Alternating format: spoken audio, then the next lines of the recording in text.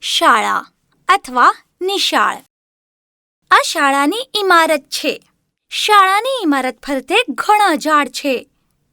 ચાલો હવે શાળાની ઇમારતમાં જઈને શું ચાલે છે તે જોઈએ. આ સ્વાગત કક્ષ છે. તે શાળાની આવકારિકા છે.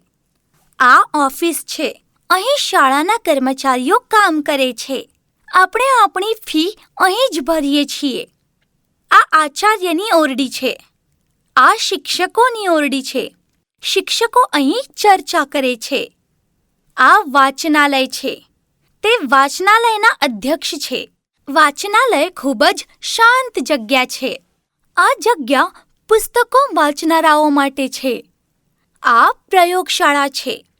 આ સંગણક પ્રયોગશાળા છે. વિદ્યાર્થીઓ અહીં સંગણક પર કામ કરે છે. આ સભાખંડ છે. અહીં સાંસ્કૃતિક કાર્યક્રમો અને અન્ય સભાઓ થાય છે. આ પુસ્તકાલય છે.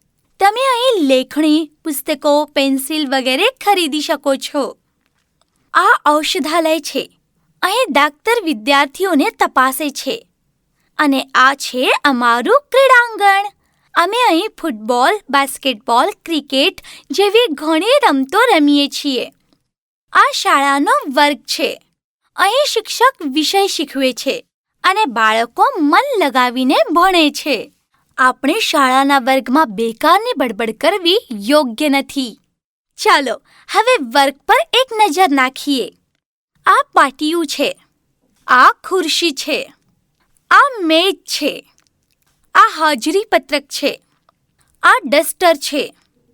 આ સ્ટૂલ છે. આ ડેસ્ક છે. આ બાકડા છે. આ કાગળ છે. આ પેન્સિલ છે. આ રબર છે. આ તકતી છે. આ નકશો છે. આ ગુંદરની બાટલી છે. આ પાટી છે. આ ઘંટ છે. આ પેન છે. આ પંચિંગ મશીન છે. આ બોલ પેન છે. આ સ્ટેપલર છે. આ બ્રશ છે. આ રંગીન ચોક છે. આ ચોક છે. આ લેખણ છે. આ પટ્ટી છે. આ પૃથ્વીનો ગોળો છે.